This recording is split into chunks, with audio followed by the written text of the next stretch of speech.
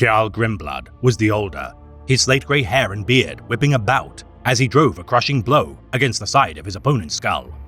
Bran Redmore staggered, but replied in kind almost instantly. His mane of hair stood up, stiff on his scalp, and his veins bulged like tension cables. He clamped his teeth spasmodically as he struck Grimblood again and again, pummeling him. "You are the one who can see the future, Grimblood," Redmore roared, his words echoing through the chamber. "You know how this ends." "The future the fire showed me wasn't this one," Grimblood snarled. His big fists, scarred and gnarled, struck like pistons, matching his opponent blow for blow. "He isn't my weird, not this season. Take him and be damned." "If I were not used to it, I might be insulted," Lucas murmured to one of the wolves. The beast yawned at him, and he scratched it behind the ears. "Still, that too is tradition, and who am I to gainsay it, huh?"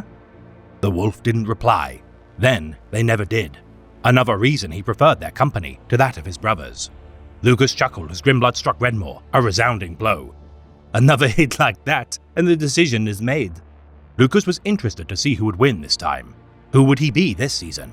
"Not all wolf lords need a jackal wolf," he said, idly stroking one of the wolves. "Some are in want of a laughing one. Others need a strifeson. Different faces for different places."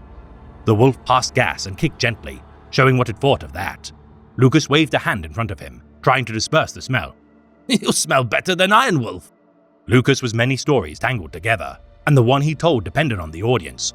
For Krakendoom, he had played the part of instigator and agitator, shaking his self-satisfied warriors out of a long complacency. What part he would play in the coming season depended on who lost the fight. Redmore snatched up a bench, scattered those members of the Wolf Guard who had been sitting on it. He struck Grimblood with it, hurling him to the floor in a cloud of splinters. Grimblood groaned and rolled, spitting blood. He sat up and waved Redmore away as the other Jarl stalked towards him. "Enough, brother, enough. I can feel my brain sloshing my skull from that last hit." "Do you yield then?" Redmore demanded. Aye, I do. Give me a moment. The world is spinning." Bran Redmore serves as a Jarl of the Space Wolves chapter during the era Indomitus. Known by several titles, such as the Cursed Lord and Wolfenkin, this Wolf Lord of the Redmoors, succeeding in the place of Jarl Adrimnir following the Mordak campaign, bears the crest of the Bloodied Hunter as his sigil, leading a great company of over 200 men. Seen as tainted by corruption due to its propensity to harbour more Astartes afflicted by the curse of the Wolfen than any of its peers, Redmore himself bears the curse within his blood, yet staves off its feral influence through sheer willpower. His kindred savage above all measure, incorporating a great understanding of instinctual cunning. Few are their foes not torn limb from limb, which belies the viscera-spattered wolf's head to which their great company is infamous. Considered with suspicion by his fellow Jarls as a liability which may draw the ire of institutions such as the Inquisition, none can regardless deny Redmore's capabilities as a warrior, often wading into battle alone to prevent suspicion falling onto his kin. Wolf High Priest Ulrich, confiding in Logan Grimnar that Bran should not lead his great company lest ruin be invited into the ranks of the chapter. Despite Grandfather Lupus's protestations, the Great Wolf recognized Redmore's incredible resilience, both as a warrior, but also sufferer of the curse. His decision approved of by the ancient dreadnought, Bjorn the Fell-Handed.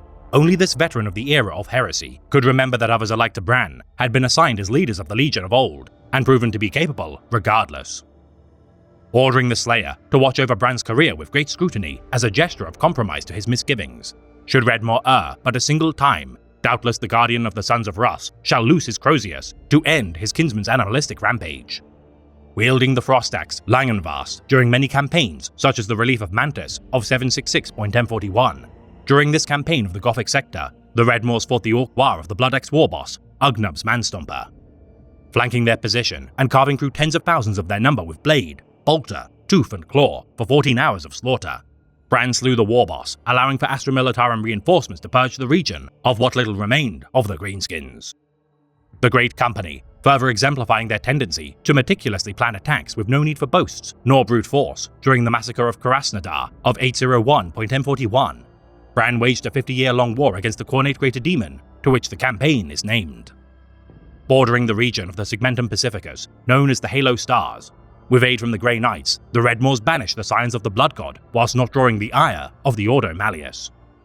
Further earning valor during the Batalis campaign of 894.1041, Battle for Montberg Spaceport of 897.1041, and Siege of Fenris of 999.M41, this army of blood-frenzied beasts are nonetheless kept in check by their patient master.